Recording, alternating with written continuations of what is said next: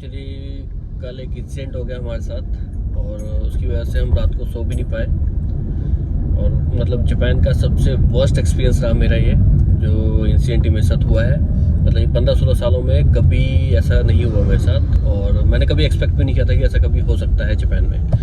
तो ये एक्सपीरियंस मैं आप लोगों के साथ ज़रूर शेयर करूँगा। और अभी मैं जो जा रहा हूँ जहाँ पे ये इंसिडेंट हुआ है, जो ये प्रॉब्लम हुई है, तो वहाँ जाके देखो क्या होता है, आगे क्या रिजल्ट आता है उसका।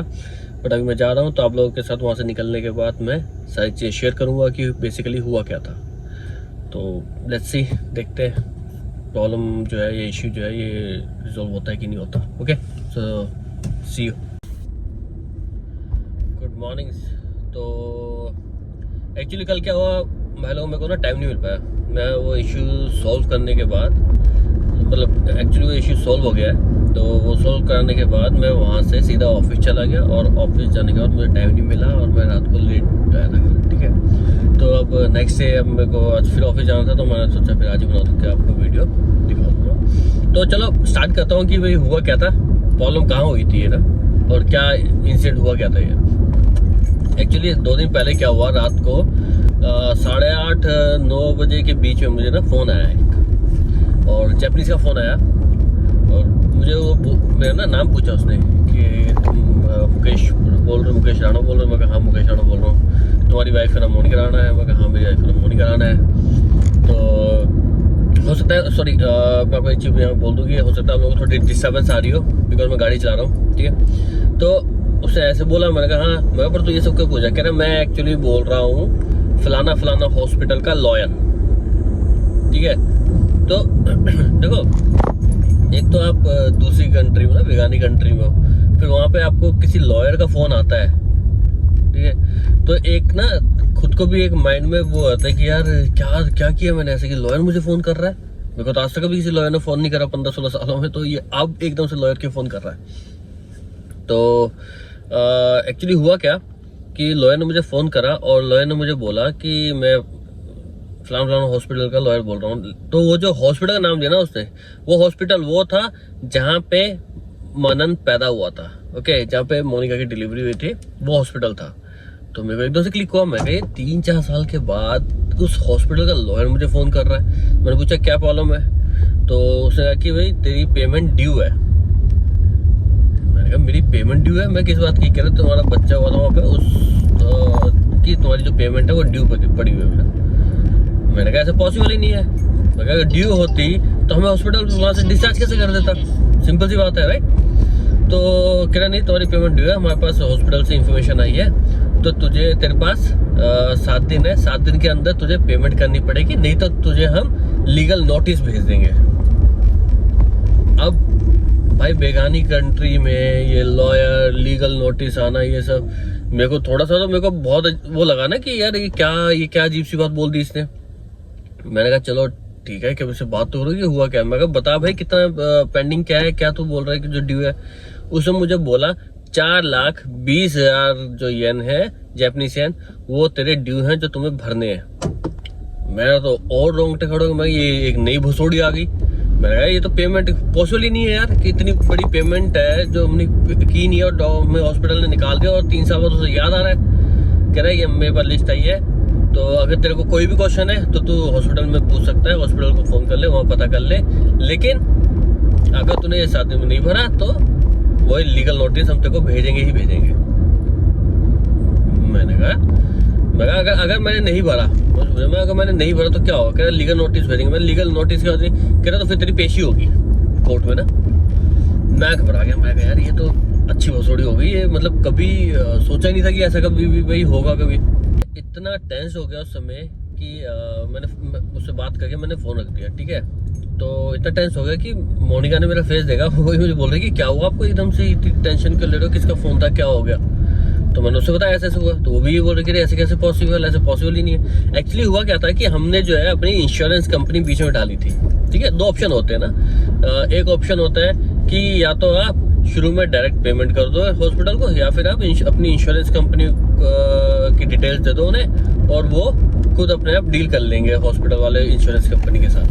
तो हमने वही किया था, हमने कहा कौन माथा पीछे में पड़े ऐसे, तो डायरेक्ट इंश्योरेंस कंपनी हमने डिटेल दे दी थी ताकि हॉस्पिटल अपना खुद ही कर ले हिसाब किताब। तो अब हम दोनों यही परेशान हो गए कि भाई ऐसे कैसे हो सकता है, कैसे हो सकता है। आप बिलीव नहीं करोगे, पूरी रात नहीं सो पाया हूँ मैं। ठीक है, हमने क्या किया, हमने भाई मैंने उससे फ़ोन काटने के बाद मैंने फिर डायरेक्ट हॉस्पिटल फ़ोन किया। मैं हॉस्पिटल पता करता हूँ, हॉस्पिटल फ़ोन किया। अब वो रात हो रही थी तो वहाँ पे सिर्फ इमरजेंसी कॉल से अलाउड थी, तो मैंने कॉल किया तो वो इमरजेंसी उस पर गई। उन्होंने बोला क्या इमरजेंसी, मैंने कहा ऐसे ऐसे कह रहे ये तो फिर आपको कल ही पता चलेगा क्योंकि अकाउंटेंट जो है वो कल आता है, वो कल ही बता पाएगा आपको। मैंने कहा लेकिन मुझे तो रात को फ़ोन आया अभी, तो कहते वो तो हमें पता नहीं, लेकिन आपको कल ही पता चलेगा, अभी कोई आपको डिटेल नहीं दे सकता इस बारे में। और यह इमरजेंसी के लिए, जैसे कुछ इमरजेंसी में किसी बीमार है या कोई एक्सीडेंट हो गया, कुछ हो गया, उसे ले आने के लिए यहाँ पे फ़ोन करना पड़ता है पहले। ओके, तो मैंने कहा मैं क्या करूँ। तो अब इसमें मुझे एक प्रॉब्लम और हो गई, वो ये हो गई कि मेरी जो इंश्योरेंस कंपनी जो मैंने उस समय यूज़ की थी वो मेरी पहली कंपनी की थी जहाँ पे मैं जॉब करता था, वो मैं छोड़ दी थी। तो वो कार्ड वो सब मैंने सबमिट कर दिए थे अपने वापस, इंश्योरेंस कार्ड वगैरह, तो मेरे को कोई डिटेल नहीं। अब मैं और प्रॉब्लम में आ गया कि साला ना तो फ़ोन लग रहा है हॉस्पिटल में और ना ही कोई मुझे डिटेल मिल रही है इंश्योरेंस कंपनी की। फिर मैंने जैसे तैसे करके पहले कोई मेरे साथ काम करता था जिस कंपनी में, उसे मैंने कांटेक्ट करा, उससे मैंने डिटेल ली, इंश्योरेंस कंपनी का नाम वगैरह लिया। तो मैंने ऑनलाइन जाके उस इंश्योरेंस कंपनी का फ़ोन नंबर सर्च किया और मैंने उन्हें कॉल करा।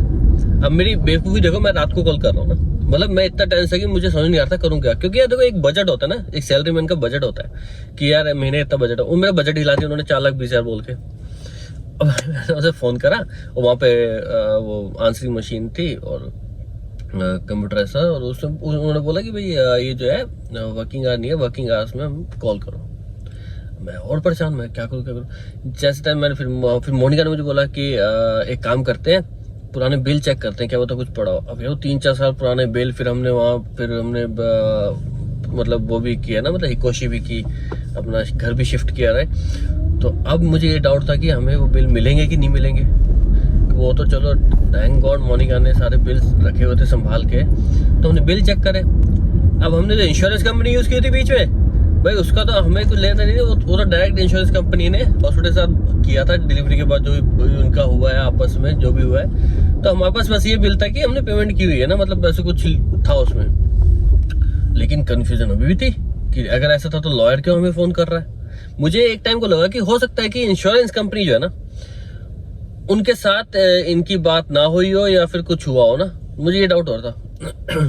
तो फिर अब मेरे पास एक ही ऑप्शन था कि सुबह बात करने का। जैसे तैसे हम सोए, मुझे तो नींद आई नहीं भाई। मैं सुबह उठा 5 बजे और कभी इधर जा रहा हूँ, कभी उधर, कभी घर से बाहर जा रहा हूँ, मतलब निकल रहा हूँ। तो उसके बाद क्या हुआ कि मैंने फिर क्या किया, फाइनली मैंने 8:30 बजे के आसपास हॉस्पिटल फ़ोन करा और मेरी वहाँ पे बात हुई। उन्होंने मुझे बोला कि आपकी ना पेमेंट ड्यू है, बट आपकी इतनी पेमेंट ड्यू नहीं है। ठीक है, तो मुझे तो बहुत गुस्सा आया, मतलब मैं बता नहीं सकता आप लोगों को कितना गुस्सा आया मुझे उस समय ये सुन के। तो मैंने कहा एक काम करता हूँ, मेरे को ऑफिस जाना है तो मेरे रास्ते ही पड़ता है आपका हॉस्पिटल, तो मैं आप लोगों से डायरेक्ट वहाँ पे आके बात करता हूँ। तो वो बंदे भी थोड़ा घबरा गए कि इसके पास गलत इन्फॉर्मेशन गई है, और मैं ज़्यादा बात नहीं की ना उनसे, मैंने लिमिट में बात की, लिमिट में पूछा। मैं आकर तुमसे डायरेक्ट फेस टू फेस बात करूँगा। तो वो बोले कि तुम्हें इतनी दूर आने की जरूरत नहीं है, तुम हमें ट्रांसफर भी कर सकते हो पैसे। तो मैंने कहा नहीं मेरे को उधर से आना, मैं आऊँगा। मैं हॉस्पिटल गया और हॉस्पिटल जैसे मैं वहाँ पे काउंटर में पहुँचा रिसेप्शन पे, मैंने बोला कि ऐसे है और मुझे अकाउंटेंट से मिलना है, इस नाम के अकाउंटेंट से। तो उन्होंने अकाउंटेंट को फ़ोन करा। भाई अकाउंटेंट क्या 3 जने भाग के आए मेरे पास। ये सिर्फ अकाउंटेंट है, 3 जने भाग के आए और आते ही साथ ही मुझसे माफिया मांगने लग गए कि गवर्नमेंट ऐसा है, मुँह शौक नहीं दस, ये हमसे गलती हो गई, ये हो गया, वो हो गया। मैंने कहा सब कुछ ठीक है। मैंने कहा मैं तुम्हें यहाँ पे तुमसे बात करने के लिए इसलिए नहीं आया कि मैं तुम्हें ना नीचा दिखाऊं। मैं इसलिए बात करने आया हूँ कि वो जो लॉयर था उसका क्या टाइम था रात को 9 बजे फोन करके किसी को टेंशन देने का। भाई तुम रात को 9 बजे तुम फोन कैसे कर सकते हो? सबसे पहली बात तो अगर तुम्हें बात करनी है तो दिन को करो, सुबह करो, दोपहर को करो। ठीक है, रात को 9 बजे तुम फोन कर रहे हो जब ना तुम्हारा यहाँ पे हॉस्पिटल खुला हुआ है, ना साला इंश्योरेंस कंपनी खुली हुई है। यहाँ पे पूरी रात नहीं सोया हूँ मैं। मेरे को टेंशन इतनी हो गई, वो बार बार भाई माफी मांग रहे, माफी मांग रहे। और आप लोग बिलीव नहीं करोगे, मेरा पता ड्यू कितना अमाउंट था, 300 जापानीज येन। वो 300 भी उसका था मनन का, कि मनन को वहां पे रखा हुआ था। तो मतलब बच्चा को होता है 300 येन के आसपास होता है, मतलब एक दिन का बहुत कम होता है। कई सिटीज में 0 येन भी होता है। तो ये मुझे चार्ज करना भूल गए थे, और इनको 3-4 साल के बाद 300 येन याद आए इनको। मैंने तो मतलब वैसे तो डायरेक्ट, मेरी आदत नहीं है कि मैं डायरेक्टली सुना दूं ना, ऐसे कि तुम ऐसे ये किया, वो किया, ये वो लाना फलाना, मैं केस कर दूंगा। नहीं, मैंने अपने तरीके से उन्हें एज ए जेंटलमैन मैंने उन्हें सुना दिया कि गलत चीज है तो तुमने की है ना। मैं चाहूँ तो मैं तुम पे तुम्हें ये बोल सकता हूँ, तुम पे ये केस कर सकता हूँ कि भैया मैं मेंटली डिस्टर्ब हुआ हूँ और मेरे पे पावर हैरेसमेंट हुई है, जो एक लॉयर ने की है। तुम्हारे लॉयर ने मुझे फोन करके ये सब बोला है कि मुझे 7 दिन में भरने पड़ेंगे, अदरवाइज मेरे पे केस हो जाएगा, जबकि ये रॉन्ग इन्फॉर्मेशन थी। वो भाई वो मेरे से कुछ नहीं, वो कंटिन्यूसली मेरे से सॉरी बोलते रहे। तो देखो आफ्टर मुझे देखो लास्ट में ना ये लगा कि यार सिर्फ ये ना हम सोचते हैं कि भाई हर एक मतलब दूसरी कंट्री जो है सब ठीक है, जापान बहुत अच्छा है, तो ये चीजें भी होती हैं। एंड इसमें मैं कुछ उनकी गलती नहीं बोलता। देखो ये ह्यूमन एरर है, ठीक है, ये ह्यूमन नेचर है जो ऐसी गलतियां कर देता है। तो इसमें कुछ भी बोल सकते हैं। मैंने ज्यादा नहीं सुनाया उन्हें, मतलब ऑब्वियसली इंडायरेक्ट में मैंने बोल दिया था, बट ये चीज मेरे साथ हुई तो मैं सोचा आप लोगों के साथ इंसिडेंट शेयर करो, क्योंकि भाई साहब जी बड़ा ही खस्सी दिन था मेरा तो यार, सीरियसली वो पूरी रात नहीं सो पाया और टेंशन में रहा मैं। और फिर जब मैंने मोनिका को ये बात बताई, मोनिका भी शॉक्ड होगी कि 300 येन के लिए इन्होंने हमें 3 साल बाद कॉल करा है और ये फिर 300 येन मांग रहे हैं और उसमें इतना पचड़ा हुआ है। तो मैंने उन्हें बोला, मैं तुम्हारा जो लॉयर है तुम वो बेवकूफ है, कह रहा है हम लॉयर से बोलेंगे, ये तो मतलब गलत चीज है कि उसने तुझे रात को 9 बजे फोन करा। मैंने कहा ऑब्वियसली तो गलत चीज है, रात को 9 बजे फोन कर रहे हो। और मैं कहा लॉयर मुझे फोन कर रहे हैं, तुम्हारे पास मेरा नंबर है, सब कुछ है, तो तुमने मुझे कॉल क्यों नहीं करा। तो एक्चुअली इसके पीछे भी एक रीजन था। उसने मुझे बोला कि हमने तुझे कॉल किया था पर तेरा फोन लगा नहीं। अब मेरे को तो पता नहीं चला भाई, सीरियसली हो सकता है मैं कभी ऑफिस में या कभी कहीं हूँ तो मुझे नहीं पता चला कभी इन्होंने कॉल करा था। तो जो भी था इन्होंने बोला तो हो सकता है इन्होंने कॉल किया तभी इन्होंने फिर लॉयर को बोला। बट ये मेरे साथ इंसिडेंट हुआ तो भाई ये किसी के साथ भी हो सकता है। तो ऑब्वियसली मैं अच्छी चीज़ थी कि मेरे पास सारे डॉक्यूमेंट्स अभी तक रखे हुए थे मोनिका ने, सारे मनन से रिलेटेड, हॉस्पिटल से रिलेटेड। तो इस वजह से भी हम बच गए एक तरीके से। तो 300 येन दिए मैंने उन्हें। तो मैंने उन्हें कम से कम 6-7 और पूछा उनकी बेइज्जती करने के लिए कि भाई और भी कुछ है तो मुझे अभी बता दो, नहीं तो बाद में मेरे पास किसी लॉयर का है या कहीं से फोन नहीं आना चाहिए। बड़ी माफिया मांगी उन्होंने, बहुत माफिया मांगी तीनों जनों ने। एक तो हेड था उस वजह से ना, जो मेन हेड था अकाउंट्स का, वो उसने भी आके मुझसे माफी मांगी।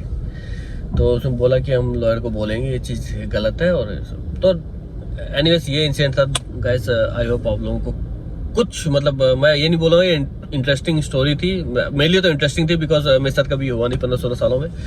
बट हाँ ऐसी चीज़ें भी हो सकती है भाई, पॉसिबिलिटी है, कुछ भी हो सकता है कहीं पे भी।